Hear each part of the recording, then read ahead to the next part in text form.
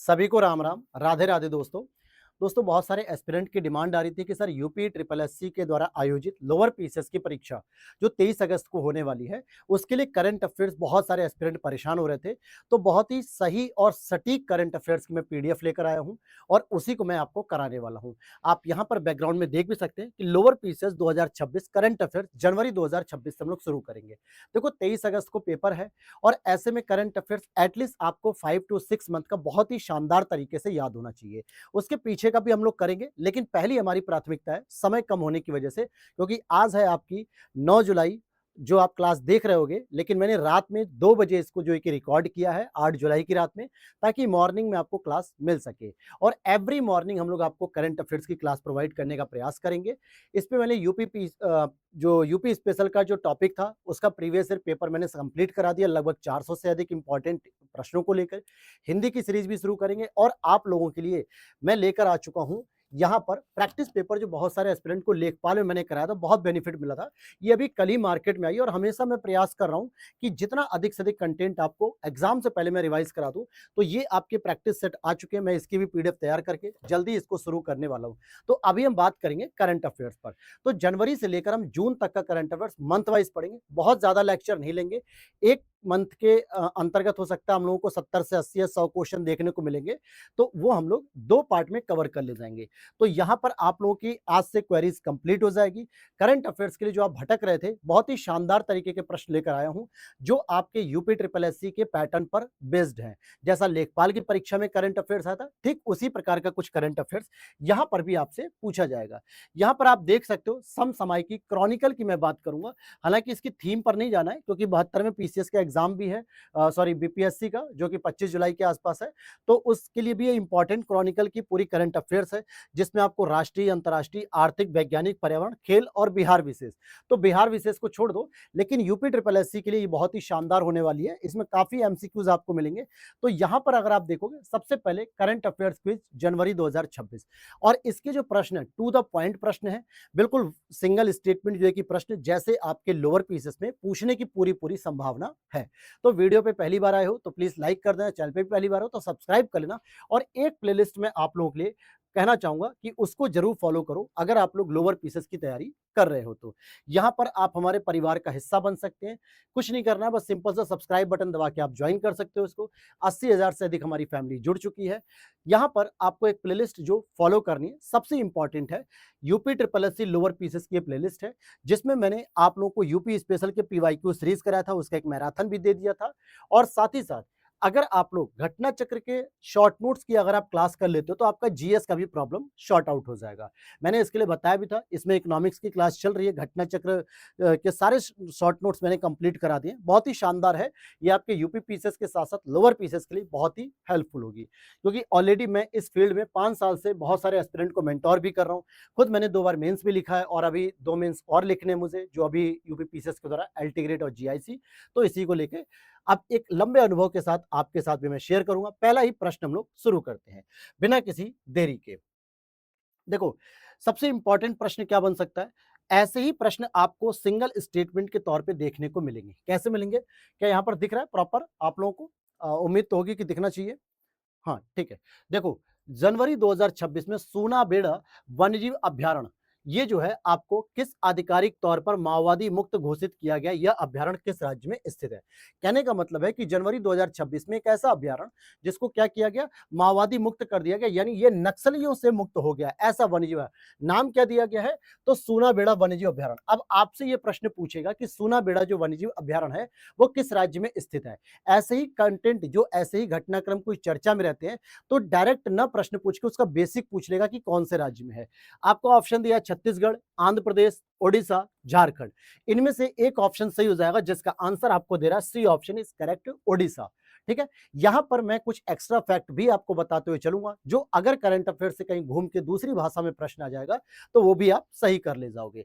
ठीक है। वीडियो अच्छी लगेगी तो लाइक कर देना। और क्वेश्चन का लेवल मैं कह सकता हूं बिल्कुल एग्जाम में ऐसे प्रश्न आ सकते हैं, मिलान करने के लिए भी आ जाएगा। ये एनवायरमेंट का पार्ट भी बन सकता है कि भाई एनवायरमेंट पे भी तो 10 क्वेश्चन आ रहे हैं, उसमें भी तो करंट आ सकता है कि अभी हाल ही में सूनाबेड़ा वन्यजीव अभ्यारण्य नक्सलियों से द्वारा मुक्त कर दिया गया है, ये कौन से राज्य में है। एनवायरनमेंट का प्रश्न बन जाएगा, अभ्यारण्य का। तो ऐसे प्रश्न आने के चांसेस है। अच्छा, ये पीडीएफ मैं टेलीग्राम पर पोस्ट कर दूंगा। टेलीग्राम का लिंक वीडियो के डिस्क्रिप्शन बॉक्स में, ग्लैंस एकेडमी ऑफिशियल। 17,000 से अधिक परिवार जुड़ चुका है, उसी को ज्वाइन करना है, किसी फेक चैनल को नहीं ज्वाइन करना है। आगे बढ़ते हैं। अगला ही प्रश्न है, इसको आपको यहाँ पर आंसर के साथ आपको पूरा मिलेगा, तो आप पीडीएफ डाउनलोड कर लें। हाल ही में पंचायती राज मंत्रालय ने पंचम, किस नाम से, पंचम नाम से एक प्रमुख एआई पहल शुरू की है, जो निर्वाचित प्रतिनिधियों के साथ दो तरफा डिजिटल सेतु स्थापित करती है। पंचम क्या है? अब देखो कितना अच्छा प्रश्न है। एक प्रश्न मैं यहां से बनाता हूं कि आखिर अभी हाल ही में आपने पंचम नाम का एक एआई पहल देखी होगी, ये किसके द्वारा शुरू की गई थी? तो सर ये पंचायती राज मंत्रालय के द्वारा शुरू की। किसके द्वारा? पंचायती राज मंत्रालय के द्वारा एआई पहल है, जो निर्वाचित प्रतिनिधियों के साथ दो तरफा डिजिटल सेतु एक तरीके से प्रदान करती है, कहीं ना कहीं आपसी संवाद के लिए। ये क्या जो है कि पंचम क्या है? तो ग्रामीण बैंकिंग सेवाओं के लिए एक मोबाइल ऐप है, स्मार्ट गांव अवसंरचना के लिए एक योजना है, या फिर आपका भूमि अभिलेखों के डिजिटलीकरण के लिए, या एआई संचालित पंचायत सहायता और संदेश चैटबॉट। अभी आपने सुना कि ये पंचम जो है कि एआई पहले जो प्रतिनिधियों के लिए, कैसे प्रतिनिधि? निर्वाचित। तो क्या यहां पर बैंकिंग सेवाओं की बात हो रही थी? निर्वाचित प्रतिनिधि बैंकिंग में कोई काम नहीं करते। स्मार्ट गांव की अवसंरचना या भूमि के अभिलेख को डिजिटलीकृत करने के लिए हमारी स्वामित्व योजना चल रही है, और भी अन्य योजनाएं चली। तो यहां पर सबसे इंपॉर्टेंट हो जाएगा आंसर डी वाला हो जाएगा। क्या हो जाएगा? डी वाला हो जाएगा। तो सबसे इंपॉर्टेंट क्या समझ में आया कि पंचम किसने शुरू किया है? तो सर पंचायती राज मंत्रालय ने शुरू किया है। समझ में आ गई बात? क्योंकि आपको पता है लोअर पीसेस में मंडी परिषद, ये सब तमाम एग्जाम्स है जो ग्राउंड लेवल की रिपोर्टिंग करते हैं, तो ऐसे प्रश्न आपको देखने को मिलेंगे। और देखो बहुत डिटेल वाले प्रश्न नहीं आएंगे। बहुत डिटेल अगर आप ढूंढ रहे हो तो उठा के जरा देख लो लेखपाल का पेपर का, करंट अफेयर्स बहुत सीधी सीधी पूछी गई थी, बस आपको याद होना चाहिए। तो जनवरी से लेकर जून तक का करंट अफेयर्स मैं यहाँ पर आपको कराने वाला हूँ, क्योंकि अगस्त में पेपर और जुलाई में शायद करंट अफेयर्स एक आध अगर होगी तो हम पढ़ लेंगे। ठीक है, तो उसके लिए निश्चिंत रहना, फिर आगे जो है कि हम बात करेंगे और बहुत ही शानदार तरीके से कराएंगे।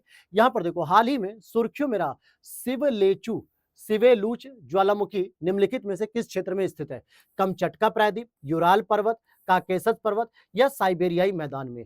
तो देखो अगर आप देखोगे ज्वालामुखी सामान्यतः कहां पर होता है? या तो पैसिफिक ओशन के रीजन पे होता है, या फिर आपका जो है कि पैसिफिक का मतलब ये वाला पार्ट ले लो। जैसे अगर मान लो ये पैसिफिक का हो गया, तो ये वाला एक पार्ट हो गया और एक ये वाला पार्ट हो गया। अब अगर आप देखोगे तो रूस का जो है कि ये वाला कुछ हिस्सा है, ये वाला जो कमचटका वाला हिस्सा है, ये वाला कौन सा है? कमचटका। ठीक है, जिन्होंने मेरे साथ जीएस पढ़ा होगा तो उनको मैंने बता रखा है, ये कमचटका है। और इसी तरफ आपका पैसिफिक ओशन है। कौन सा ओशन है? Pacific ocean. तो इस रीजन में सबसे अधिक जो है कि ज्वालामुखी आ रहा है। तो ये वाला जो ज्वालामुखी है तो वो कहां पर आया था? कमचटका प्रायद्वीप पर। किसमें? और कमचटका प्रायद्वीप किसके अंतर्गत आता है सर? तो रूस के अंतर्गत आता है। तो आपसे प्रायद्वीप ना पूछ के देश का नाम भी पूछ लेगा तो भी आपको सही आंसर लगा लेना है।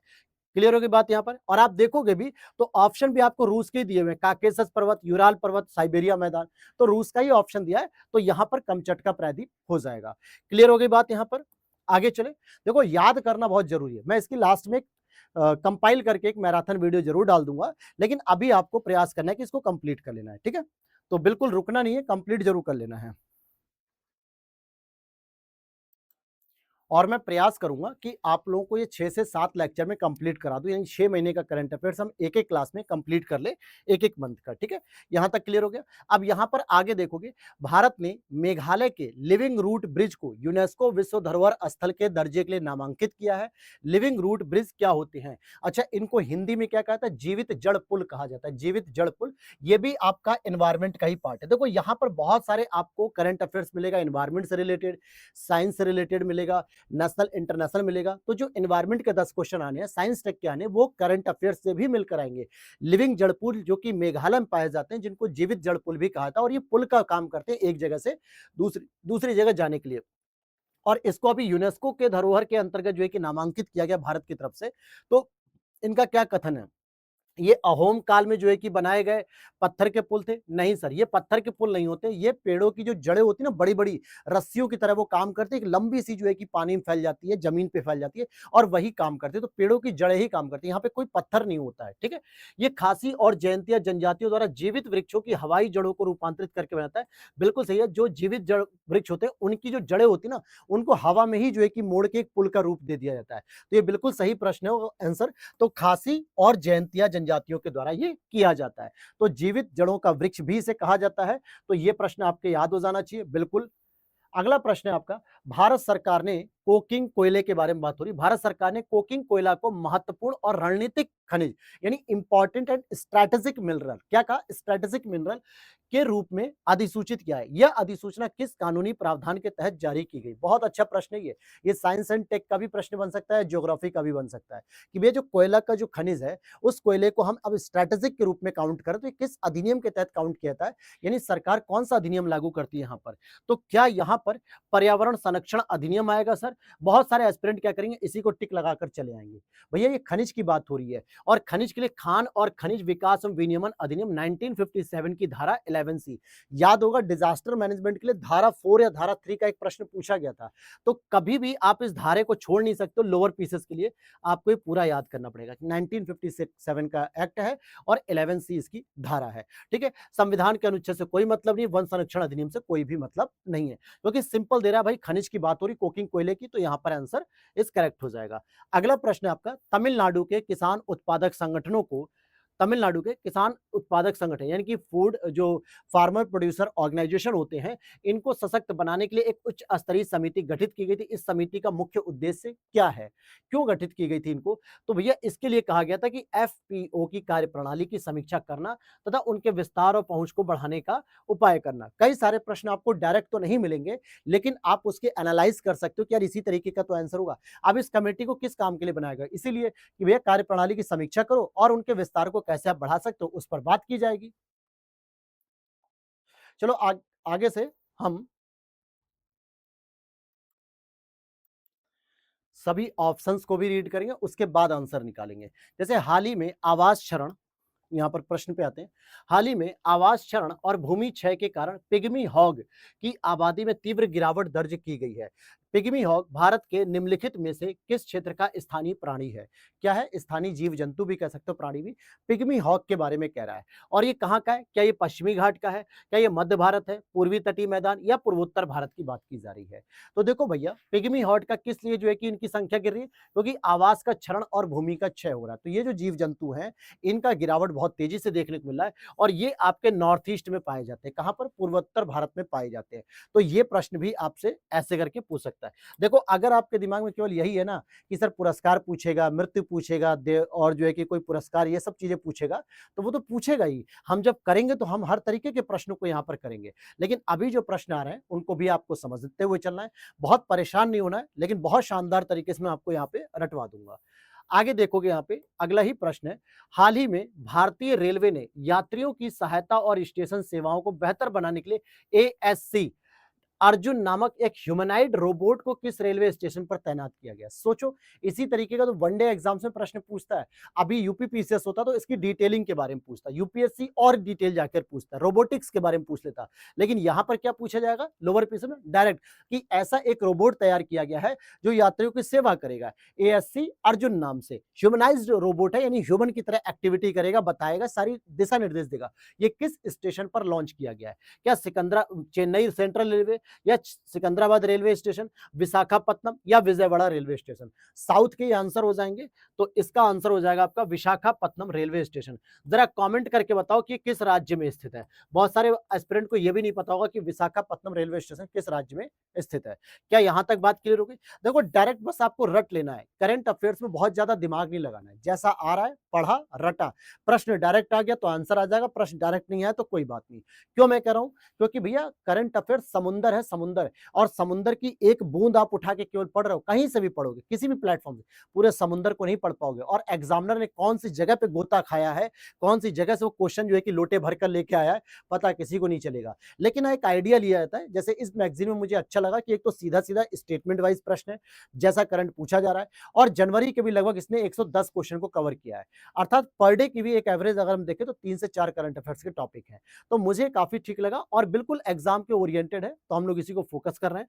अगला प्रश्न है आपका, नासा ने वैश्विक स्तर पर ब्रह्मांडों की खोज में तेजी लाने के उद्देश्य से अपने एआई सिस्टम एक्सोमिनर एक्सोमाइनर डबल वन मतलब प्लस प्लस को ओपन सोर्स किया है ताकि विश्व भर के वैज्ञानिक इसे स्वतंत्र रूप से प्रयोग और विकसित कर सके।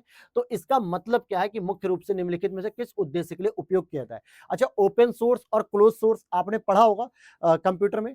सॉफ्टवेयर जो होता है open source software, close software होते हैं। ओपन सोर्स का मतलब होता है जिसके लिए कोई पेड वर्जन नहीं होता, फ्रीली होता है। जैसे गूगल क्या है, आप इजीली यूज कर सकते हैं। लेकिन वहीं पर कुछ ऐसे प्लेटफॉर्म है जैसे एडोब हो गया या कई और ऐसे प्लेटफॉर्म है जो हमारे लिए पेड होते हैं, तो ओपन सोर्स नहीं कहलाते हैं। तो इन्होंने अब ओपन सोर्स कर दिया कि ताकि दुनिया भर के वैज्ञानिक इस पे स्टडी कर सके। और इसका उद्देश्य क्या है इसको लाने के लिए, तो यहां पर कह रहा है आकाशगंगा में डार्क मैटर के वितरण का मानचित्र करने के लिए है क्या, या केपलर और टीईएसएस मिशनों के डेटा से ब्रह्मांडों का पता लगाने और उनकी पुष्टि करने के लिए। तो भैया यहाँ डार्क मैटर दिया हुआ, तो ये तो गलत हो गया क्योंकि ये लाया ही गया है ब्रह्मांड की खोज करने के लिए। तो हम बी वाला आंसर बिल्कुल सही मानेंगे। तो कौन सा आंसर हो जाएगा, बी वाला इज करेक्ट हो जाएगा। अब मुझे बताओ, साइंस एंड टेक्नोलॉजी का लेखपाल के पेपर में क्या करंट अफेयर्स ऐसा नहीं था, तीन तीन लाइनों का क्वेश्चन था और दो दो तीन तीन स्टेटमेंट डिटेल में दिए थे। हालांकि यहाँ पर ई ऑप्शन नहीं दिया है क्योंकि हमें करंट अफेयर्स के पर्पज से पढ़ना, हमें ई ऑप्शन के पर्पज से नहीं पढ़ना है, वो एग्जाम में दे देगा। लेकिन यहाँ पर आप देखो ऐसे भी प्रश्न आएंगे, नासा जैसे साइंस एंड टेक्नोलॉजी के भी प्रश्न मिलेंगे। तभी मुझे ये ठीक लगी है करंट अफेयर्स कि हाँ ये आप लोगों को पढ़नी चाहिए और बिल्कुल शानदार तरीके से हम लोग कवर करें। यहाँ कह रहा है, हाल ही में प्रधानमंत्री नरेंद्र मोदी जी ने लाला लाजपत राय जी की जयंती पर उन्हें श्रद्धांजलि अर्पित की। भारत के स्वतंत्रता संग्राम लाला लाजपत राय जी निम्नलिखित में से किस कारण से सबसे अधिक प्रसिद्ध थे, क्योंकि जब उनके सामने साइमन कमीशन जो है कि आया था लाहौर में, जो है कि हालांकि वो बंबई में सबसे पहले आता है फिर लाहौर में आता है, तो वहीं पर जो है कि Lala Lajpat Rai ji go back Simon या गो साइमन इस तरीके के नारे लगा रहे थे, जिसकी वजह से लाठी चार्ज में उनकी मृत्यु हो जाती है। और यहां पर आप देखोगे साइमन कमीशन के विरोध में प्रदर्शनकारियों के नेतृत्व की बात की जा रही है। अगर मैं बात करूं साइमन कमीशन की, तो साइमन कमीशन को गठित किया गया था 1927 में किया गया था और ये भारत पहुंचा था आपके 1928 में पहुंचा था। और यहीं से जो है कि लाला लाजपत राय जी ने जब इनका विरोध किया तो उनकी मृत्यु हो गई, या यूं कहें अंग्रेजों ने उनकी हत्या ही कर दी एक तरीके से। अगला प्रश्न है आपका, देखो हिस्टोरिकल प्रश्न भी इसने करंट अफेयर्स बना रखे हैं, ये भी ध्यान देना। केंद्रीय गृह मंत्री कौन है भैया, अमित शाह जी हैं। हाल ही में रास बहादुर बोस को उनकी पुण्यतिथि पर श्रद्धांजलि की। रास बिहारी बोस होना चाहिए, बहादुर नहीं होना चाहिए। रास बिहारी बोस भारत के स्वतंत्रता संग्राम के निम्नलिखित में किस भूमिका के लिए अधिक जाने थे। एक थे रास बिहारी घोष, जब यहाँ पे बोस की जगह अगर आप घोष वर्ड यूज करोगे तो ये आपके थे 1907 के सूरत अधिवेशन के दौरान, ठीक है, रास बिहारी घोष साहब। लेकिन यहां पर पूछ रहा है बोस, और बोस को आप बोस से कनेक्ट कर सकते हो सुभाष चंद्र बोस जी के द्वारा। इन दोनों लोगों ने क्या किया, एक तरीके से एक प्रयास ही किया था कि भारत की आजादी के लिए। तो यहां पर जो आंसर होगा, क्या असहयोग आंदोलन के नेता थे, नहीं, मुख्य रूप से नेता तो गांधी जी थे यहाँ पर। गदर आंदोलन और आजाद हिंद फौज से जुड़े क्रांतिकारी थे, बिल्कुल सही है। भारतीय राष्ट्रीय कांग्रेस के संस्थापक भी नहीं थे क्योंकि वो तो एलन ऑक्टोविन ह्यूम थे। और सविनय अवज्ञा आंदोलन के भी नेता नहीं थे क्योंकि महात्मा गांधी जी थे।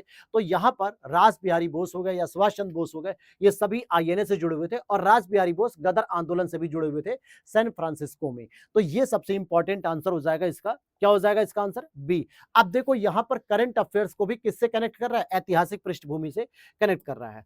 अगला प्रश्न देखते हैं।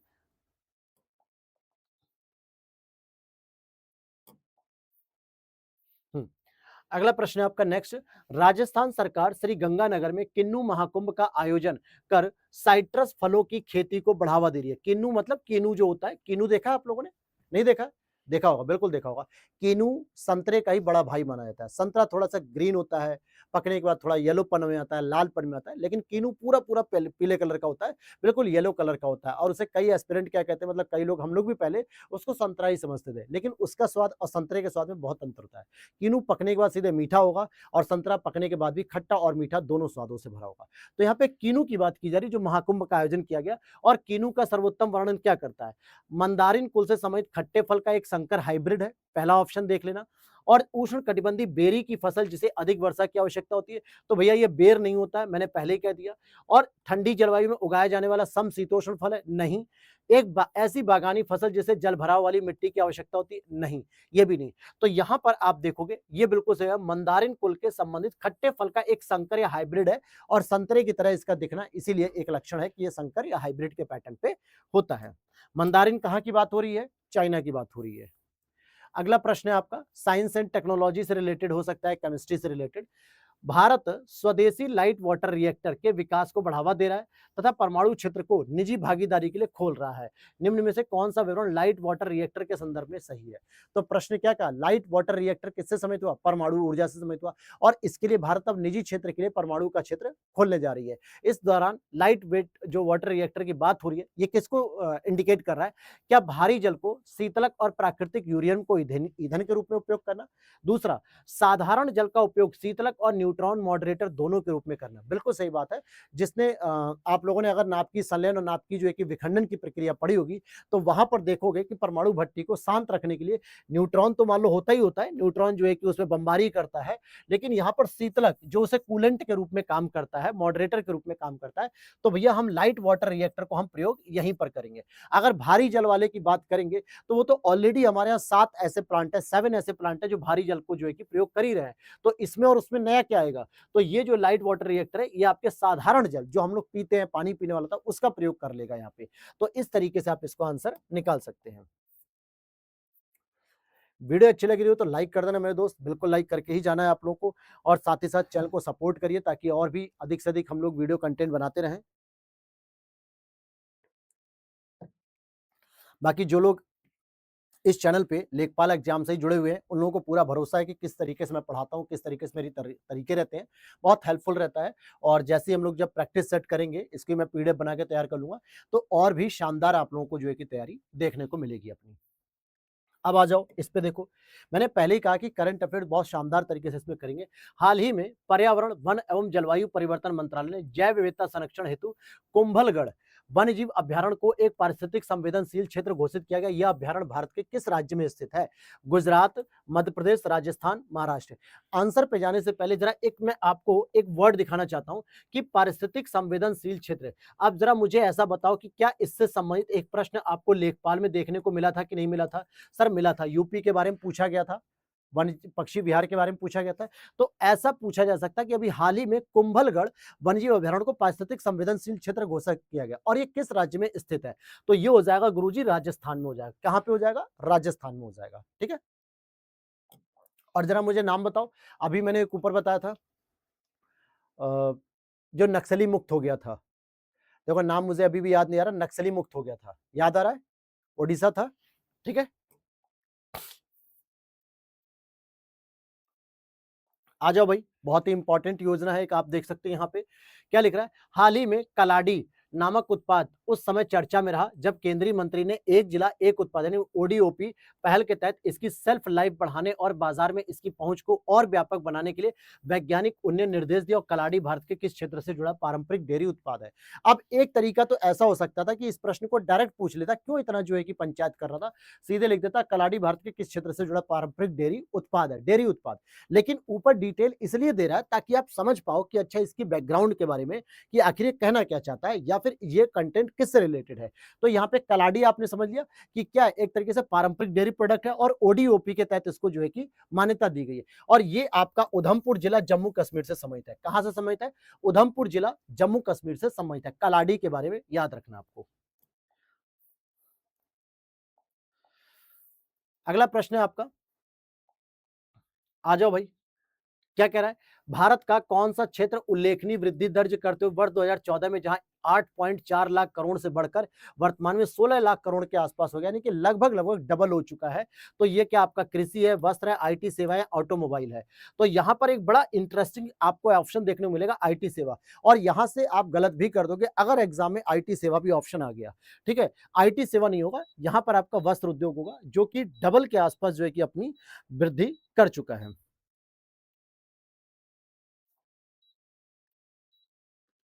तो आंसर हो जाएगा आपका बी ऑप्शन इज करेक्ट हो जाएगा। क्या हो जाएगा? Answer is B is correct हो जाएगा। वस्त्र उद्योग के बारे में बात हो रही है। अगला प्रश्न है आपका, बहुत ही शानदार प्रश्न है ये, यूपी पीसीएस ने एक दो बार पूछा भी है, तो शायद इस तरीके से प्रश्न रख दिया गया है कि 17 जनवरी 2026 को समाप्त सप्ताह में भारत का कुल विदेशी मुद्रा भंडार कितना है? अभी हम जनवरी का पढ़ रहे हैं तो वहां पे पढ़ लिया, हो सकता है जून जुलाई का पढ़ेंगे तो वहां पर भी देखने को मिलेगा। सबसे पहले इसको समझो, विदेशी मुद्रा भंडार का मतलब होता है डॉलर की ही मुख्य रूप से बात की जाती है। हालांकि और भी विदेशी करेंसी को हम एक्वायर करते हैं, गोल्ड को भी एक्वायर करते हैं, लेकिन मुख्य रूप से हम इसे डॉलर के रूप में ही जानते हैं, क्योंकि डॉलर को कैसे करते हैं, एस बना कैसे काट दो। तो डॉलर की जो लिमिट है हमारे पास, कितनी है? क्या 650 अरब अमेरिकी डॉलर से अधिक? सर ये तो बहुत पहले हम लोग क्रॉस कर चुके हैं, 800 अभी क्रॉस नहीं हो पाई है, 701 अरब अमेरिकी डॉलर हो चुका है और ये सबसे अधिक हो चुका है। याद है आपको? इसका क्राइसिस अगर पूछा जाता है तो 1991 में जो भारत की अर्थव्यवस्था को क्या किया गया? एलपीजी मॉडल पे शिफ्ट किया गया। एलपीजी मॉडल, ये क्यों किया गया? क्योंकि आईएमएफ हमें लोन नहीं दे रहा था। आईएमएफ हमें धमकी दिखा रहा था कि भाई तुम अपनी अर्थव्यवस्था को अब खुली अर्थव्यवस्था करो ताकि बाहर की कंपनियां आपके यहाँ के इन्वेस्टमेंट कर सकें और इसी के बाद हम आपको इन्वेस्टमेंट करने के बाद पैसा दे सकेंगे, क्योंकि 15 दिन का ही केवल बस हमारे पास डॉलर था और आज भारत अपना रिकॉर्ड वृद्धि कर रहा है 701 अरब अमेरिकी डॉलर और जब तक आप जून जुलाई का आज का पढ़ रहे होगे तो और भी इससे ज्यादा हो चुका होगा। ठीक है, आगे देखते हैं। बहुत ही शानदार एक प्रश्न आ गया आपके लिए भैया, एनवायरनमेंट से रिलेटेड या फिर डिजास्टर मैनेजमेंट का करंट अफेयर्स। मैंने क्या कहा, आपको हर तरीके का प्रश्न इसमें देखने को मिलेगा। मैं यूं ही जो है कि आप लोगों के लिए करंट अफेयर्स नहीं लेकर आता हूं। आपको ही पता है कि मैं जब भी कोई कंटेंट लेकर आऊंगा तो हमेशा शानदार करंट लेकर आऊंगा या शानदार कंटेंट की मैं बात कर सकता हूँ। ठीक है, बहुत सारे लोग कहते हैं कि सर आई दृष्टि करा दीजिए, घटनासार करा दीजिए लोअर पीसेस के। आई दृष्टि और घटनासार का लेवल लोअर पीसेस के लिए नहीं है। ठीक है, वो लेवल आपके बीपीएससी के लिए हो सकता है, यूपी पीसेस हो सकता है, लेकिन लोअर पीसेस के लिए नहीं है उसका लेवल। वो आगे की संक्षिप्तियां पढ़ लोगे, रट लोगे 10-15 पेज 20 पेज, उससे आ जाए क्वेश्चन तो अलग बात है, लेकिन इस तरीके के क्वेश्चन आपको देखने को मिल सकते हैं। अब जैसे यहां पर देखो, व्यक्तिगत श्रेणी में सुभाष चंद्र बोस जी का राष्ट्रीय आपदा प्रबंधन पुरस्कार 2026। भैया डिजास्टर मैनेजमेंट के आपसे प्रश्न पूछे जा सकते हैं, कोई जरूरी है कि बेसिक पूछेगा? करंट भी तो पूछ सकता है ना। तो यहां पर किसे चुना गया? Lieutenant colonel Sita Ashok self, colonel Rajesh Kumar, major Priya Sharma या कैप्टन अनिल वर्मा जी को। तो सही आंसर इस करेक्ट हो जाएगा आपका कि लेफ्टिनेंट कर्नल सीता अशोक सेल्के को चुना गया। तो इनको क्या दिया गया? इस वर्ष 2026 का सुभाष चंद्र बोस राष्ट्रीय आपदा प्रबंधन पुरस्कार दिया गया 2026 का। बहुत ही अच्छा प्रश्न था, याद हो गया आप लोगों को। आ जाओ भाई, एनवायरमेंट का एक और सबसे इंपॉर्टेंट टॉपिक आपको मिलेगा जो एसडीजी पर बात करता है, सस्टेनेबल डेवलपमेंट गोल एजुकेशन पे। समावेशी शिक्षा शिखर सम्मेलन 2026 हाल ही में कहां आयोजित किया गया? वाराणसी, नई दिल्ली, चेन्नई, गांधीनगर। कहां पर आयोजित किया गया? समावेशी शिक्षा शिखर सम्मेलन 2026 हाल ही में आपका नई दिल्ली में आयोजित किया गया। कहां पर आयोजित किया गया है? नई दिल्ली में आयोजित किया गया। अब सोचो, इतने अच्छे अच्छे प्रश्न है ये कि आपको डायरेक्ट भी देखने को मिल सकता है। 23 जनवरी 2026 को राष्ट्रपति द्रौपदी मुर्मू जी ने राष्ट्रपति भवन में ग्रंथ कुटीर का उद्यान मतलब उद्घाटन किया और जिसमें भारत की 11 शास्त्रीय भाषाओं में पांडुलिपियों और पुस्तकों का समृद्ध संग्रह प्रदर्शित किया था। ग्रंथ कुटीर मुख्य रूप से क्या प्रस्तुत करता है? देखो, 11 जो है कि हमारी शास्त्रीय भाषाएं, पहले 6 शास्त्रीय भाषाएं थी, फिर एक साथ जो है कि 5 शास्त्रीय भाषाओं को और शामिल किया गया, तो टोटल हमारी 11 शास्त्रीय भाषाएं हो चुकी हैं। ठीक है, और यहां पर आप लोग जरा कॉमेंट करो। मैं आपसे चाहता हूं कि आप लोग कमेंट करो, कहां पर लिखा है भाई? ये रहा, जो 11 शास्त्रीय भाषा है ना, इनके जरा नाम बताओ। अगर आपने नहीं पढ़ा तो प्लीज एक बार गूगल करो। हालांकि मैं बता तो सकता हूं, जैसे संस्कृत हो गया, तेलुगु हो गया, कन्नड़ हो गया, उड़िया हो गया। ठीक है, और अभी लेटेस्ट जो 5 आई थी उसमें पाली थी और आपकी जो है कि मराठी थी। ठीक, तो इस तरीके की भाषा है, लेकिन मुझे आप दो बातें बताओ। पहली कि पहली जो है कि आपकी जो शास्त्रीय भाषा थी 2004 में, जो उसको नॉमिनेट किया गया था 2004 में, उसका नाम बता दो। और अभी जो 5 शास्त्रीय भाषाएं नॉमिनेट की गई उनके नाम बता दो। ठीक, यहां पर आपसे पूछा जा रहा है कि ये जो आपका ग्रंथ कुटीर बना है, ग्रंथ कुटीर, इसका उद्देश्य क्या था या इसका अर्थ क्या था? तो भारत की समृद्ध और विविध सांस्कृतिक, दार्शनिक, साहित्यिक और बौद्धिक विरासत को संरक्षित करने के लिए तैयार किया गया 11 भाषाओं के रूप में। तो ये आपका सही आंसर हो जाएगा। अगला प्रश्न है, हाल ही में केंद्र सरकार ने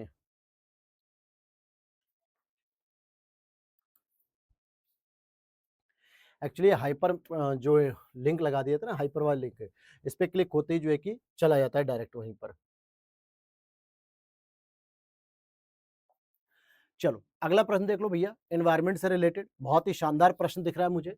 हाल ही में केंद्र सरकार ने पर्यावरण संरक्षण निधि नियम, पर्यावरण संरक्षण अधिनियम अलग बात है, वो 1986 वाली चलती, यहाँ पर निधि यानी कि फंड की बात की जा रही है, और 2026 को अधिसूचित किया है, जिसमें पर्यावरणीय कानूनों के अंतर्गत एकत्रित किए गए दंड के उपयोग की रूपरेखा निर्धारित की गई है और नए नियमों के अनुसार एकत्रित किए गए दंड का कितना प्रतिशत केंद्र सरकार के पास रखा जाएगा।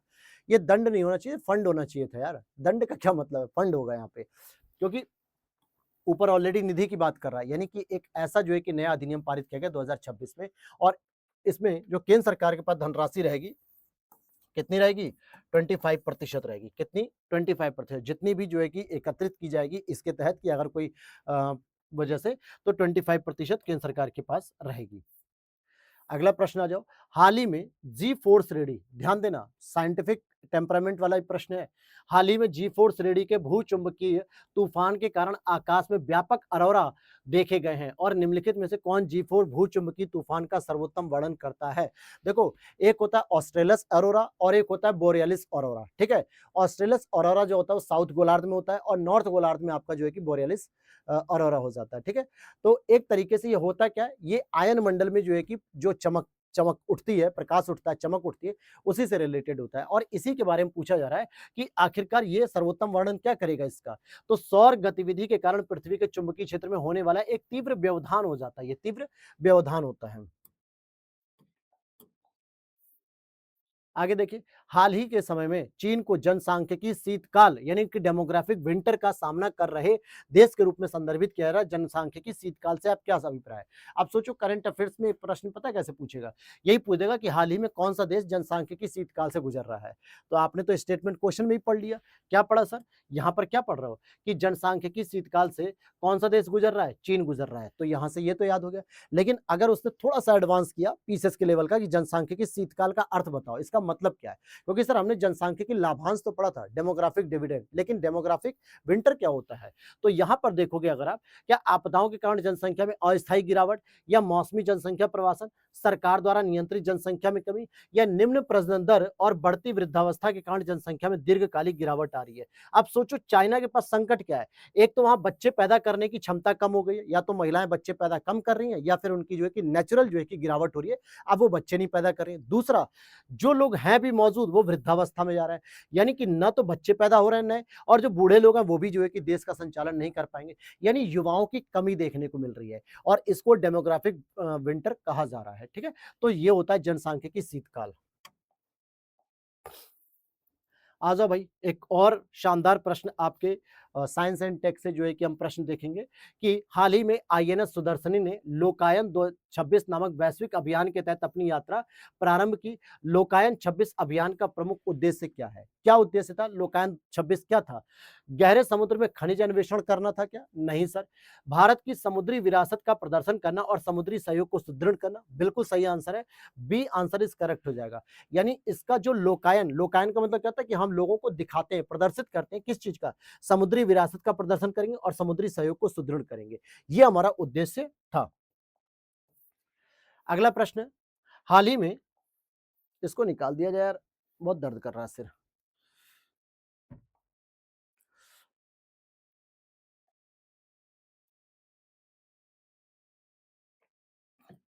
अब रात के 2 बज रहे हैं यार, तो थोड़ा बहुत तो पानी वानी पीते रहना पड़ेगा। हाल ही में विभिन्न सामाजिक कार्यकर्ताओं ने सर्वोच्च न्यायालय से आग्रह किया कि घृणास्पद भाषण यानी कि हेट स्पीच को मौलिक अधिकारों पर पड़ने वाले इसके भेदभावपूर्ण प्रभाव के कारण संवैधानिक अपकृत्य यानी कि कॉन्स्टिट्यूशनल टॉर्ट के रूप में मान्यता दी जाए। निम्नलिखित में से कौन सा विकल्प संवैधानिक अपकृत्य का सर्वोत्तम वर्णन करता है?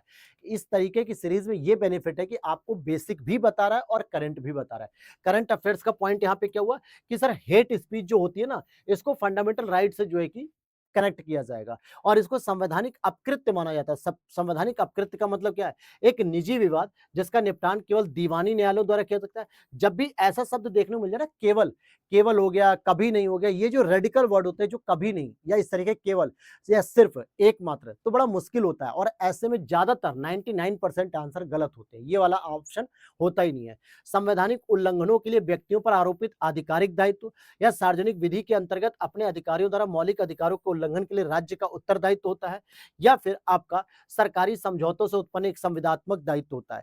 तो यहां पर यह क्या कहा जा रहा है कि सार्वजनिक विधि के अंतर्गत अपने अधिकारियों द्वारा मौलिक अधिकारों के उल्लंघन के लिए एक राज्य का उत्तरदायित्व होता है। इसीलिए जो है कि यहां पर संवैधानिक अपकृत्य कहा जा रहा है हेट स्पीच को। आगे देख लीजिए भैया, बहुत ही शानदार प्रश्न है, बहुत शानदार प्रश्न है। आप कहोगे सर कैसे प्रश्न है शानदार? मैं बताता हूं लोअर पीसेस कैसे पूछेगा। हाल ही में ग्वाटेमाला ने 30 दिनों के लिए राष्ट्रव्यापी आपातकाल यानी कि स्टेज ऑफ सेज की घोषणा की है। ग्वाटेमाला निम्नलिखित में से किस क्षेत्र में स्थित है? जाने दो ग्वाटेमाला को। पता है प्रश्न कैसे पूछेगा? अभी हाल ही में किस अमेरिकी देश ने 30 दिनों का जो है कि राष्ट्रीय आपातकाल घोषित किया? और आंसर हो जाएगा ग्वाटेमाला। ठीक है। ग्वाटेमाला मुख्य रूप से मध्य अमेरिकी देश होता है, मध्य अमेरिकी देश होता है। कहाँ पर है ग्वाटेमाला सर? अगर आप ऊपर देखोगे ये पूरा जो है कि अमेरिका देखने को मिलेगा। नीचे छोटे-छोटे जो पौए भर के जो देश लगे होते हैं ना, छोटे-छोटे जो देश लगे होते हैं, होंडुरास हो गया, ग्वाटेमाला हो गया, एल सल्वाडोर हो गया और फिर उसके बाद नीचे जो है कि आपका बड़ा-सा साउथ अमेरिका कॉन्टिनेंट। तो ये नॉर्थ अमेरिका कॉन्टिनेंट हो गया, ये साउथ अमेरिका कॉन्टिनेंट हो गया और ये जो बीच में देखने को मिलता है ना, यहाँ पर कैरिबियन सी है, यहाँ पर पैसिफिक ओशियन है। तो यहाँ पर कैरिबियन सी और पैसिफिक ओशियन वाले जो रीजन होते हैं, यहीं पर ग्वाटेमाला देखने को मिलता है। तो ग्वाटेमाला ने 30 दिनों का राष्ट्रव्यापी आपातकाल घोषित किया था, तो ये मध्य अमेरिका का पार्ट हो गया। तो क्या समझ में आ गया ये वाली बात? बात समझ में आ गई है? तो वीडियो लाइक करो भैया। अगला प्रश्न आ जाओ। देखो 110 प्रश्न तो नहीं करेंगे हम लोग क्योंकि 1 घंटे बहुत होता है करंट अफेयर्स के लिए और सुबह-सुबह पता चले कि एक इतना हेवी डोज़ मिल जाए कि आप परेशान हो जाओ और 6-7 दिन रुकोगे कंप्लीट हो जाएगी, ये मैं कह रहा हूँ, ठीक है? बहुत ज़्यादा समय नहीं लूँगा लेकिन 6-7 दिन में। भाई 6 महीने का अगर मुझे पढ़ाना है तो कम से कम अगर किसी में 100 से अधिक क्वेश्चन है तो 50-50 का हम लोग रेशियो लेकर चलेंगे, तो आराम से किसी महीने में 2 क्लास लगेंगी, किसी महीने में 1 ही क्लास लगेगी, ठीक है? तो हो जाएगा। हाल ही में जम्मू-कश्मीर में हेज़हॉग की एक अप्रलेखित पहले से दर्ज न की गई प्रजाति खोज की गई, यह नई प्रजाति कौन-सी है? अब यहाँ पर ये क्या कह रहा है कि अप्रलेखित का मतलब होता है जो पहले से कभी दर्ज नहीं की गई थी और यहाँ पर कश्मीर में जो है कि हेजहॉग प्रजाति खोज की गई थी और मतलब कि ये नई प्रजाति कौन-सी हो जाएगी? तो ब्रॉन्ज हेजहॉग हो जाएगा या लॉन्ग ईयर्ड या इंडियन हेजहॉग या डेजर्ट हेजहॉग। तो इसका नाम दिया गया है दोस्तों, इसका नाम दिया गया ब्रॉन्ज हेजहॉग। कहोगे सर कैसे रटें? बिल्कुल रटना ही पड़ेगा, पीडीएफ दे दूँगा उससे पढ़ते रहना, अदरवाइज़ आप क्लास देखते रहो। क्योंकि क्लास में क्या होता है कई बार मैं एक्स्ट्रा चीज़ें बताता हूँ, थोड़ा आप लोगों को याद हो जाता है। आ जाओ भाई, सबसे अच्छा प्रश्न एक और मिला मुझे कि हाल ही में सागर मैत्री पहल, कौन-सी पहल है? सागर मैत्री पहल के 5वें संस्करण के लिए आईएनएस सागर ध्वनि को कोच्चि से रवाना किया गया। आईएनएस सागर ध्वनि जो है कि किस प्रकार का पोत है, ठीक है?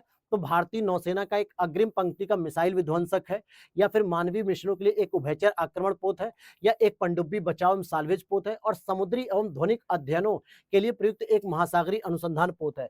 जब इसको कहा ही जा रहा है कि आईएनएस सागर ध्वनि ये वर्ड ही है, तो हम ध्वनि की बात करेंगे तो आंसर ये लेंगे समुद्री और ध्वनिक अध्ययनों के लिए प्रयुक्त एक महासागरीय अनुसंधान पोत है। यानी एक ऐसा पोत है जहां पर जो है कि इसको एक सागर के अंतर्गत जो ध्वनि वगैरह होती है इसकी साउंड वगैरह का स्टडी करने के लिए बनाया गया इसको। और किस पहल के तहत? सागर मैत्री पहल के तहत, ठीक है? सागर मैत्री पहल के तहत। आ जाओ एक और प्रश्न देख लेते हैं। हाल ही में रूगोज स्पाइलरिंग व्हाइट फ्लाई, ठीक है, इसके भारत में नारियल उत्पादक क्षेत्रों में फैलने की खबर सामने आई है जिससे फसल उत्पादन और किसानों की आय प्रभावित हो रही है। यह भारत का प्रमुख नारियल उत्पादक राज्य कौन सा है? अब सोचो कैसा प्रश्न पूछ लिया इसने। बोला ये छोड़ दो, ये तो बीमारी है लगी रहने दो, मुझे ये बता दो नारियल का उत्पादन कौन करता है? तो अच्छा प्रश्न है। नारियल उत्पादक जो सबसे बड़ा राज्य होता है वो कर्नाटक होता है, ठीक है, कर्नाटक होता है। रबर का उत्पादन करने वाला आपका केरल हो जाएगा, कॉफी का उत्पादन करने वाला कर्नाटक हो जाएगा। आगे देखते हैं। भारत ने हाल ही में आयोजित ब्रिक्स प्लस नौसैनिक अभ्यास 2026 में भाग न लेने का निर्णय लिया और इस अभ्यास की मेजबानी किस देश के द्वारा की जा रही है? एक तो भारत कई सारे मिशनों में जाता ही नहीं है। हाल ही में आयोजित ब्रिक्स प्लस नौसैनिक अभ्यास 2026 इसमें भाग लेने का निर्णय रद्द कर दिया, यानी कि हम भारत की तरफ से कोई पार्टिसिपेट नहीं करेंगे। लेकिन ये अभ्यास किस देश में हो रहा था? ब्राजील, रूस, दक्षिण अफ्रीका, चाइना। बताओ, ब्राजील, रूस, दक्षिण अफ्रीका, चाइना। अगर आप ब्रिक्स की बात कर रहे हो तो ये सारे के सारे देश होते हैं इसमें, तो यहाँ पर सही ऑप्शन हो जाएगा दक्षिण अफ्रीका में आयोजित किया जा रहा था। देखो ब्रिक्स की अगर मैं बात करूं तो ब्रिक्स की आपको फुल फॉर्म पता होना चाहिए, ब्राजील, रूस, इंडिया, चाइना, साउथ अफ्रीका, ठीक है। और साउथ अफ्रीका को इसको इंक्लूड किया गया था 2010 में किया गया था। इनके द्वारा 2015 में एक नया बैंक बनाया गया था जिसको हम लोग एनडीबी बोलते हैं, न्यू डेवलपमेंट बैंक बनाया गया था जो एशियाई देशों को जो है कि सहयोग करेगा। साथ ही साथ अभी जो है कि ब्रिक्स में 5 और नए देश जो है कि शामिल कर लिए गए, सॉरी, हाँ, 6 देश शायद शामिल हो चुके हैं इसमें, ठीक है, 6 देश और इसमें शामिल हो चुके हैं। तो इसकी सदस्यता भी बढ़ती जा रही है। तो यहाँ पर ये जो प्लान आपने देखा कि ये वाला जो ब्रिक्स प्लस नौसैनिक अभ्यास कहाँ आयोजित हो रहा था, तो सर ये आयोजित हो रहा था आपका दक्षिण अफ्रीका में। ये डायरेक्ट ऐसे करके प्रश्न आ सकता है, ये डायरेक्ट प्रश्न आ सकता है, बिल्कुल, ठीक है। अगला प्रश्न है, भारत में यूनिकॉर्न की संख्या कितनी हो गई? यूनिकॉर्न जो कंपनियां होती है जिनका एक मानक होता है कि 1000 करोड़ से अधिक की प्रॉपर्टी होती है, तो ऐसे जो यूनिकॉर्न कंपनियां हैं उसमें 120 से अधिक है। और याद होगा कि इसमें एक शिक्षा मंत्री ने एक बार कहा था पीडब्ल्यू भी आपकी क्या हो चुकी है? यूनिकॉर्न कंपनी हो चुकी है, अर्थात फिजिक्स वाला सर की। आगे देखते हैं। अगला एक और प्रश्न आता है, बहुत अच्छा प्रश्न है ये। और आप लोग कहते हो ना कि सर साइंस एंड टेक के प्रश्न कहाँ से करें? ऐसी करंट अफेयर्स की सीरीज है जिसमें साइंस टेक के बहुत अच्छे-अच्छे प्रश्न आपको देखने को मिल रहे हैं। चलो तो आगे देखते हैं अगले प्रश्न पे। देखो बहुत ही अच्छा प्रश्न है कि वैज्ञानिकों ने तेजी से पिघलते हुए ग्लेशियरों के आइस कोर के नमूनों को संरक्षित करने के लिए अंटार्कटिका में दुनिया का पहला ग्लोबल आइस वॉल्ट कहाँ पर लॉन्च किया है? ठीक है? इंपॉर्टेंट चीज समझ में आ गई। आइस कोर क्या होता है? आइस कोर क्या होता है? जो ग्लेशियर जो होते हैं अंटार्कटिका पे, जो ग्लेशियर होते हैं उनकी एकदम अंदर की परतों में एक ड्रिल किया जाता है, बहुत बड़ा पाइप की तरह ड्रिल किया जाता है और वहां से आइस कोर निकाला जाता है और उससे जो है कि ऑब्जर्वेशन कहता है कि कितने समय से ग्लेशियर पिघल रहे हैं कि नहीं पिघल रहे हैं और कितनी रफ्तार से पिघल रहे हैं। तो वो आइस कोर होता है जो कहीं ना कहीं एक सैंपल का काम करता है। और इस आइस कोर को अंटार्कटिका में कई अलग अलग देशों के जो है कि क्या है, एक स्टेशन है जहां पर लैब होती है, रिसर्च होती है। वहां पे नो मैंस लैंड कहा जाता है। नो मैंस लैंड का मतलब हो गया वहां पे कोई व्यक्ति नहीं रहता, केवल वैज्ञानिक रहते हैं, वो भी अथॉरिटी परमिशन के साथ। तो जैसे स्टेशन भारती स्टेशन, मैत्री स्टेशन, कॉनकॉर्डिया स्टेशन या वोस्तोक स्टेशन। अगर मैं वोस्तोक स्टेशन की बात करूं तो ये रूस के देश का है, यानी रूस ने बनाया था। भारती और मैत्री की मैं बात करूं तो ये आपके भारत का है। और यहां पर जो सही आंसर हो जाएगा वो हो जाएगा कॉनकॉर्डिया स्टेशन। इसमें जो है कि आपका ग्लोबल आइस वॉल्ट कहां पर लॉन्च किया गया, दुनिया का पहला।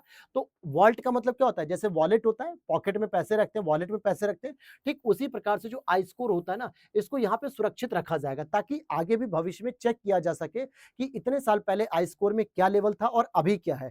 तो एक तरीके से वैज्ञानिकों ने इसका जांच करने का प्रयास किया कि कैसे हम इसको जांच कर सकते हैं। और ये ग्लोबल वार्मिंग का एक इम्पैक्ट है, उसी पर जो है कि जांच होगी। एक बहुत ही अच्छा जो है कि डेटा आपके सामने मैं रखने वाला हूं इकोनॉमिक्स के प्रश्न का। यहां पर लिख रहा है कि दिसंबर 2025 के पीएलएफएस बुलेटिन के अनुसार भारत में महिला श्रम शक्ति भागीदारी दर कितने प्रतिशत पर पहुंच गई है? तो यहां पर अगर आप देखोगे 35.3% पर पहुंच गई है। अगला प्रश्न है, भारतीय रिजर्व बैंक ने हाल ही में स्वनियामक संगठनों, ठीक है, सेल्फ रेगुलेटरीज ऑर्गेनाइजेशन के लिए अपने अपने ओम्बिनस फ्रेमवर्क के तहत किस संस्था को सभी अधिकृत डीलरों के लिए स्वनियामक संगठनों के रूप में मान्यता दी है? तो भैया ये हो जाएगा आपका foreign exchange dealer association of India. हालांकि इकोनॉमिक्स के प्रश्न तो ऐसे ही बड़े अजीब से बनते हैं, तो अगर ठीक है सीधा सीधा आ गया तो याद कर लो, नहीं तो कोई बात नहीं। अगला एक और प्रश्न, बहुत ही शानदार प्रश्न है आपके सामने कि मार्च 2026 में भारत इलेक्ट्रिसिटी समिट का आयोजन किस शहर में किया जाएगा जिसका उद्देश्य वैश्विक स्वच्छ ऊर्जा परिवर्तन को प्रदर्शित करना है? मार्च 2026 तो बीत चुकी है ऑलरेडी, हो सकता है मार्च के करंट अफेयर्स में आएगा भी वहां पर, लेकिन रिपीट हो जाएगा। तो ये कह रहा है कि भारत इलेक्ट्रिसिटी समिट, भारत की ऊर्जा से संबंधित एक समिट हो रही है जिसमें स्वच्छ ऊर्जा परिवर्तन यानी नवीकरणीय ऊर्जा पर बात की जा रही है। और ये आपका नई दिल्ली में आयोजित होगा। कहां पर? मार्च में, यानी कि हो भी चुका है नई दिल्ली में। ठीक है, नवीकरणीय ऊर्जा पर बात की जा रही है। एक अगला प्रश्न है आपका जो यहां पर दिया है कि 23 से 26 फरवरी 2026 के मध्य कोच्चि में अंतर्राष्ट्रीय मसाला सम्मेलन क्या होगा? अंतर्राष्ट्रीय मसाला सम्मेलन का आयोजन किस संस्था के द्वारा किया जाएगा? तो एक प्रश्न तो आपका पहली लाइन में दे दिया गया कि फरवरी 2026 में अंतर्राष्ट्रीय मसाला सम्मेलन कहां पर आयोजित हुआ? कोच्चि में हुआ। लेकिन कौन सी संस्था करेगी? तो ये करेगी अखिल भारतीय मसाला निर्यातक फोरम के द्वारा किया जाएगा। भारतीय मसाला बोर्ड नहीं करेगा, कहीं इसको लगा के मत चले आना मेरे भाई। भारतीय मसाला बोर्ड नहीं करेगा। नाबार्ड आपका करेगा नहीं, क्योंकि नाबार्ड एग्रीकल्चर से रिलेटेड है, लेकिन मसाला बागवानी फसल में आ जाती है। और एपीडा आपका करेगा नहीं। तो यही आपका फोरम है जो निर्यातक है, ये आपका समिट का आयोजन करेगा केरल के कोच्चि में। आगे देखते हैं, हाल ही में माइकोराइजल नेटवर्क पर क्रांतिकारी शोध हेतु पर्यावरणीय उपलब्धि के लिए टाइलर पुरस्कार किसे प्रदान किया गया? तो सब कुछ छोड़ दो, एनवायरमेंट का एक प्रश्न है कि पर्यावरणीय उपलब्धि के लिए टाइलर पुरस्कार। इससे पहले मैंने सुभाष चंद्र बोस जी का अंतरराष्ट्रीय मतलब कि राष्ट्रीय आपदा प्रबंधन पुरस्कार 2026 पढ़ाया था। ये डिजास्टर मैनेजमेंट का प्रश्न बन सकता है। और टाइलर पुरस्कार आपके एनवायरमेंट के लिए है, जो किसको दिया जा रहा है? तो ये हो जाएगा आपका टोबी कियर्स। देखो वंदना शिवा का भी नाम ऑप्शन में इसलिए दिया गया, हालांकि भारतीय जो है कि पर्यावरणविद है और सामाजिक कार्यकर्ता भी है, लेकिन यहाँ पे टोबी कियर्स का नाम याद आएगा, तो याद रख लेना इस नाम को। ठीक है, प्रश्न पूछेगा भाई, ऐसा नहीं है कि बिल्कुल नहीं पूछेगा, पूछा जा सकता है।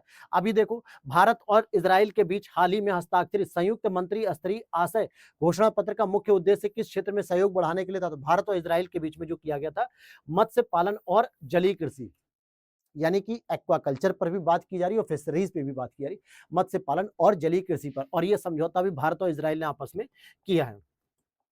अगला प्रश्न है, जर्मनी के चांसलर फ्रेडरिक मर्ज ने अपनी पहली भारत यात्रा के दौरान प्रधानमंत्री नरेंद्र मोदी जी के साथ किस शहर में इंटरनेशनल काइट फेस्टिवल 2026 का उद्घाटन किया था? अहमदाबाद में।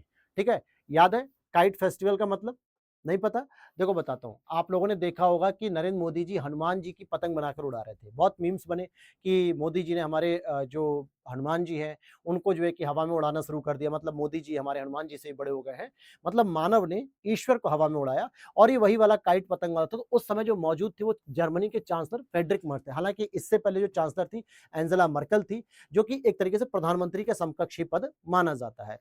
तो यहाँ पर अब कौन है? चांसलर फ्रेडरिक मर्ज हैं और अहमदाबाद में ये जो है कि देखने को मिला था। तो हो सकता है ऐसा प्रश्न आपसे पूछा जा सके क्योंकि ये कहीं न कहीं पूरे भारत के स्तर पे इस तरीके का मीम्स इस पर बना दिया गया था।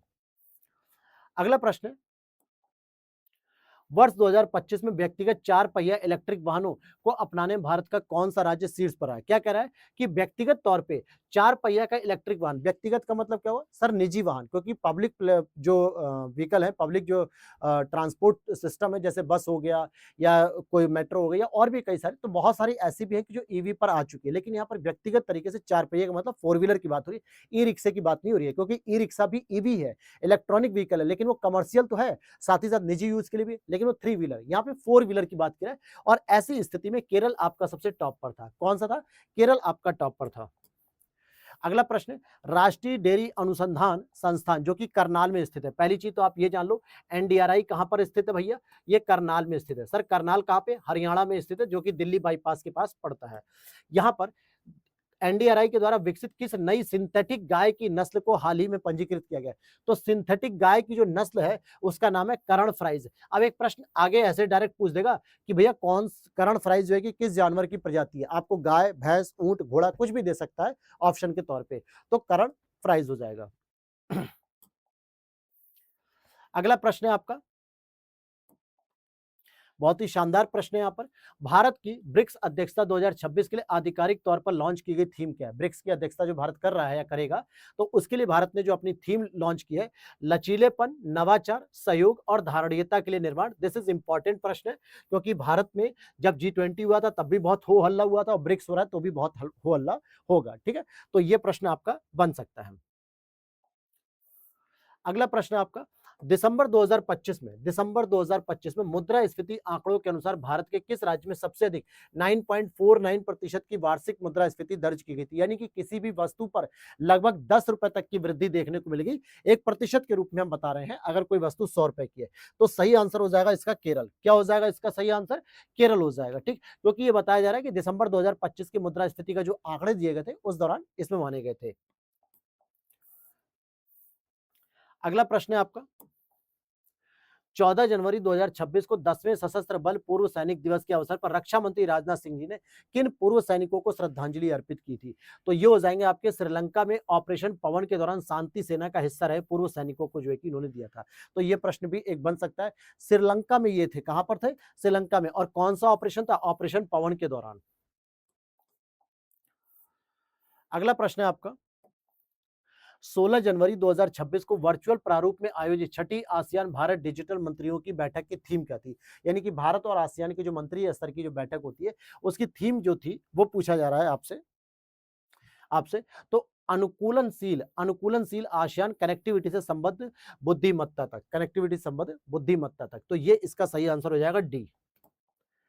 आगे देखते हैं, हाल ही में यहाँ पे अगला प्रश्न है, हाल ही में पेंशन फंड नियामक और विकास प्राधिकरण पीएफआरडीए ने राष्ट्रीय पेंशन प्रणाली एनपीएस के अंतर्गत सुनिश्चित पेंशन भुगतान के लिए एक ढांचा तैयार करने के लिए विशेषज्ञ समिति का गठन किया और इस समिति की अध्यक्षता कौन कर रहा है? अभी आपने सुना होगा कि जो एनपीएस वाला सिस्टम आया हुआ था और ओपीएस का भी एक सिस्टम आया था। ठीक है, तो इस तरीके से यहाँ पर सुनिश्चित जो पेंशन भुगतान थी इसके लिए जांच करने के लिए या ढांचा तैयार करने के लिए किसकी अध्यक्षता में कमेटी बनाई गई है? तो भैया ये बनी है एम एस साहू की अध्यक्षता में, एम एस साहू के अध्यक्षता में। अगला प्रश्न बहुत इंपॉर्टेंट है, बहुत ही इंपॉर्टेंट है, बिल्कुल इंपॉर्टेंट है। नीति आयोग द्वारा हाल ही में जारी निर्यात तैयारी सूचकांक यानी ईपीआई 2024 के अनुसार बड़े राज्यों की शीर्ष श्रेणी में शीर्ष प्रदर्शन करने वाला राज्य, तीन प्रकार की कैटेगरी बनाता है नीति आयोग जब भी जो है कि एक बड़े राज्य, एक छोटे राज्य और एक पूर्वोत्तर और पहाड़ी राज्यों को शामिल करते हुए। और इसमें कह रहा है कि एक्सपोर्ट प्रिपेयर्डनेस सूचकांक यानी एक्सपोर्ट प्रिपेयर्डनेस इंडेक्स है, अर्थात कौन-कौन से ऐसे राज्य जो शीर्ष पर थे जहां से किसी भी सामान को निर्यात करने की सारी व्यवस्था बनी हुई थी। तो ऐसे में जो सही आंसर हो जाएगा महाराष्ट्र हो जाएगा। सर 2024 का पुराना नहीं है? नहीं, 2024 का पूरा डेटा कलेक्ट करके 2025 के लास्ट में दिया गया था। तो ये डेटा आपका नया है।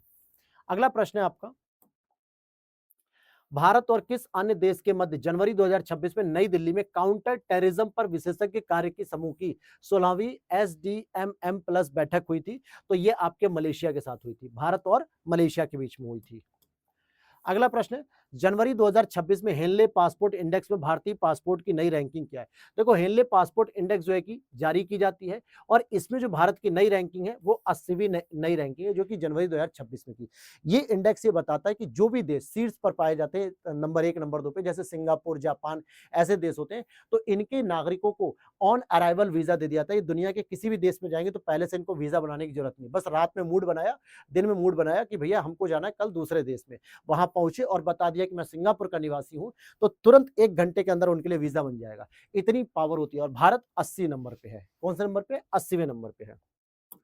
अगला प्रश्न है, बहुत ही शानदार एक प्रश्न एक और आया एनवायरमेंट का। किस राज्य ने अपने अरालम वन्यजीव अभयारण्य का नाम बदल के अरालम तितली अभयारण्य कर दिया गया है? पहले अरालम वन्यजीव अभयारण्य था, अब अरालम नहीं कहेंगे, अरलम था, वैसे ओरिजिनल नाम इसका अरलम था, तो ये अरलम तितली अभयारण्य कर दिया गया है। तो ये सही आंसर हो जाएगा आपका केरल। क्या हो जाएगा? केरल इसका सही आंसर हो जाएगा। अगला प्रश्न है, भारतीय ओलंपिक संघ ने हाल ही में किसे राष्ट्रीय ओलंपिक अकादमी का निदेशक नियुक्त किया? यानी जो नेशनल ओलंपिक जो एकेडमी है उसके लिए गगन नारंग जी को किया गया। किसको? गगन नारंग जी को। This is important. ठीक है, ये स्पोर्ट्स का भी प्रश्न बन सकता है। भारतीय ओलंपिक संघ ने हाल ही में किसे राष्ट्रीय ओलंपिक अकादमी का निदेशक नियुक्त किया? तो गगन नारंग जी को नियुक्त किया। अब क्या लगा, 51 क्वेश्चन मैंने करा दिया। अभी हालांकि और 5-6 और क्वेश्चन हम लोग करेंगे, तब जाके इस क्लास को क्लोज करेंगे, क्योंकि 1 घंटे से ज्यादा हमें नहीं करनी है। सुबह सुबह हम आप लोगों का बाकी समय नहीं किल करेंगे, क्योंकि और भी चीजें आपको पढ़नी है और हम लोग अब प्रैक्टिस सीरीज को भी शुरू करेंगे यहाँ से। ठीक है, और क्या लगा, क्वेश्चन कैसे लगे आपको? साइंस एंड टेक्नोलॉजी का क्वेश्चन देख रहे हो कैसे नासा वगैरह से आ रहे हैं। ठीक है, ऐसा नहीं कि केवल एक ही महीने का, बहुत सारे क्वेश्चन आपको मिलेंगे। एनवायरमेंट से आप देख रहे हो, डिजास्टर मैनेजमेंट से आपने देखा, इकोनॉमिक्स से देखा, तो हर तरीके के प्रश्न यहाँ से बहुत ही शानदार तरीके से कि ऐसे प्रश्न आपको लोअर में देखने को मिल सकते हैं। अगला यहाँ पे देखो, हाल ही में भारत ने 2026 की अपनी ब्रिक्स अध्यक्षता के लिए आधिकारिक लोगो और वेबसाइट को लॉन्च किया। ब्रिक्स इंडिया 2026 का लोगो निम्नलिखित में से किस प्रतीक से प्रेरित है? याद होगा जब G20 की भी हम लोग समिट कर रहे थे, G20 की समिट जो कि 2023 में की गई थी, तो उस समय भी हम लोगों ने बहुत सारी चीजें पढ़ते थे। ठीक है, और स्लोगन भी पढ़ते थे, वसुधैव कुटुंबकम वाला, वन सन वन अर्थ वाला, ये सारा पैटर्न। तो ठीक उसी प्रकार से भारत ने ब्रिक्स इंडिया 2026 का लोगो लॉन्च कर दिया है, और जो लोगो है वो किससे संबंधित है? तो कमल से संबंधित है। किससे संबंधित है? कमल से संबंधित है। 25वीं अखिल भारतीय प्रमुख बंदरगाह सांस्कृतिक बैठक 2025-26 का आयोजन हाल ही में किस बंदरगाह पर संपन्न हुआ था? तो ये पारादीप बंदरगाह। पारादीप बंदरगाह कहां पर आता है सर? ये ओडिशा के नेतृत्व में आता है, मतलब नेतृत्व क्या कहेंगे, मतलब ओडिशा के जो है कि नियंत्रण में ये देखने को मिलता है। अगला प्रश्न है, भारतीय सेना द्वारा हाल ही में आयोजित साझा शक्ति अभ्यास मुख्य उद्देश्य क्या था? साझा शक्ति का जो मुख्य उद्देश्य था, नागरिक सैन्य समन्वय और भीतरी इलाकों की सुरक्षा, मतलब नागरिकों के साथ सैनिकों का समन्वय होगा, सैनिक और नागरिक दोनों एक दूसरे के साथ मिलकर काम करेंगे और भीतरी इलाकों यानी आंतरिक क्षेत्रों में मतलब सुरक्षा को भी मुहैया कराएंगे। आजा भाई, एक और साइंस टेक का प्रश्न आ गया आपको। डीआरडीओ, डीआरडीओ का तो नाम आपने पढ़ा होगा, साइंस टेक में आपने पढ़ा भी होगा इसको। ठीक है, डीआरडीओ ने हाल ही में किस तीसरी पीढ़ी के मिसाइल का सफल परीक्षण किया जो टॉप अटैक क्षमता से लैस है? तो ये हो जाएगा आपका man portable anti tank guided missile, MPATGM। This is important, important है भाई ये प्रश्न, ये बन सकता है आपका MPATGM प्रश्न बन सकता है। अगला प्रश्न है, वेरा सी रूबिन वेधशाला क्या कह रहा है? वेरा सी रूबिन वेधशाला द्वारा खोजे गए अब तक के सबसे तेज घूमने वाले क्षुद्र ग्रह यानी कि एस्ट्रॉइड का नाम क्या रखा गया है? तो 2025 MN45। ठीक है, ये सबसे तेज घूमने वाला जो है कि एस्ट्रॉइड है। अगला प्रश्न है आपका, वर्क प्लेस कंसल्टिंग फर्म अवतार की top cities for women in India 2025 की रिपोर्ट के अनुसार भारत में सर्वाधिक महिला अनुकूल शहर किसे घोषित किया गया? मतलब महिलाओं के लिए सबसे सुरक्षित है, चाहे वो वर्क प्लेस से रिलेटेड हो या फिर किसी भी अन्य क्षेत्रों से संबंधित, तो सबसे बेहतर जो है कि प्लेस माना गया बंगलुरु को माना गया है। क्या कह रहा है कि जो वर्क प्लेस कंसल्टिंग फर्म एक है, एक ऐसी फर्म है जो अवतार जिसका नाम है, उसने top cities for women in India की एक लिस्ट जारी की और कहा कि जो महिलाओं के लिए सबसे अनुकूल शहर है वो है बंगलुरु आपका। आ जाओ एक और इंपॉर्टेंट है कि आईआईटी मद्रास में स्थापित परम शक्ति एक सुपर कंप्यूटर की गणना क्षमता कितनी होती है? तो यहाँ पे 3.1 पेटाफ्लॉप्स होती है। ये कंप्यूटर का भी प्रश्न आपसे बन सकता है। हालांकि करंट को भी मान सकते हो, कंप्यूटर का भी प्रश्न मान सकते हो इसको। ठीक है, क्या कह रहा है? आईआईटी मद्रास में स्थापित जो परम शक्ति सुपर कंप्यूटर की गणना क्षमता कितनी है? तो 3.1 पेटाफ्लॉप्स है। अगला प्रश्न है, भारत सरकार द्वारा अनुमोदित sintered rare earth permanent magnet यानी कि आरईपीएम के निर्माण को बढ़ावा देने का योजना का प्राथमिक उद्देश्य क्या था? तो आरईपीएम विनिर्माण हेतु आत्मनिर्भर घरेलू आपूर्ति श्रृंखला बनाना, अर्थात कि जो सिंटर्ड रेयर अर्थ जो परमानेंट है, अर्थात कि जो आपके सबसे महत्वपूर्ण जो खनिज होते हैं उनके लिए पूरी की पूरी एक चैन श्रृंखला बनाना जो घरेलू स्तर पे बनेगी, आत्मनिर्भर स्तर पे बनेगी। और ये हमारी आज की क्लास का आखिरी प्रश्न है और अच्छा प्रश्न है ये भी। हाल ही में किस देश ने भारतीय कंपनियों से अपने हनी माधु अंतर्राष्ट्रीय हवाई अड्डे के प्रबंधन की सहायता मांगी? मतलब हाल ही में किस देश ने भारतीय कंपनियों से अपने हनी माधु अंतर्राष्ट्रीय हवाई अड्डे के प्रबंधन, तो ये हनीमादी जो अंतर्राष्ट्रीय हवाई अड्डा है ये आपका मालदीव का है। कहाँ का? ये मालदीव का है। ठीक है, हनी माधु अंतर्राष्ट्रीय हवाई अड्डा, और इसने सहायता मांगी भारतीय देश की कंपनियों से कि भैया तुम हमारी सहायता करो ताकि हम अपना जो है कि एयरपोर्ट वगैरह सिस्टम सही से मैनेजमेंट कर सकें। तो देखो ये तो हो गया आज तक का आपका 60 प्रश्न हम लोगों ने कर लिया जनवरी का। प्रश्न बहुत ही अच्छे-अच्छे हैं। अगर आपको लग रहा है कि नहीं सर ऐसे प्रश्न नहीं आते हैं, तो मैं कह सकता हूँ कि फिर आप किसी और वीडियो को फॉलो कर सकते हो। देखो मैं क्यों ज़बरदस्ती आपको रोकूँ। लेकिन मुझे लगता है कि इस तरीके के प्रश्न बिल्कुल लेखपाल में जैसे पूछे गए थे वैसे लोअर पीसेस में भी पूछे जा सकते हैं। तो आप लोगों को इस तरीके की क्लास को देखने में बहुत ज़्यादा समय नहीं लगेगा। 6 से 7 क्लास 8 क्लास आएँगी और आप आराम से इसको निपटा सकते हो। और आप लोगों को क्या करना है, लोअर पीसेस की, ठीक है? लोअर पीसेस के लिए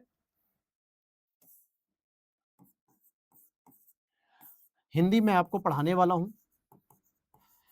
ठीक है, मॉक टेस्ट आपके मैंने शुरू कर दूंगा और साथ ही साथ आपको मैं करंट अफेयर्स पढ़ा ही रहा हूं। और एक इंपॉर्टेंट चीज इसमें लास्ट 40 डेज का प्लान में लेकर आने वाला हूं कि किस तरीके से आपको 40 डेज कवर करने हैं। तो ये सारी चीजें आपको एक ही प्लेलिस्ट में मिलेगी, लोअर पीसेस की प्लेलिस्ट में ही आपको देखने को मिलेगी। वहीं पर आप इसे फॉलो करेंगे तो सारी चीजें आपको क्लास वाइज वहीं पर देखने को मिलेंगी। तो उम्मीद करता हूँ चीजें आपको पसंद आई होंगी, और पसंद आई तो वीडियो को लाइक कर देना, चैनल को सब्सक्राइब कर लो। मैं मान के चलूंगा कि आपको अगर पसंद आई होगी तो आपने लाइक करने के साथ सब्सक्राइब जरूर किया होगा। और टेलीग्राम चैनल जरूर ज्वाइन कर लेना, क्योंकि वहां पर हम लाइव सेशन भी करते हैं और वहां पर आपसे बात होती है, आपकी क्वेरीज पर जो है डिस्कशन किया जाता है। तो मिलते हैं इसी के साथ नेक्स्ट वीडियो में। जय हिंद, जय भारत।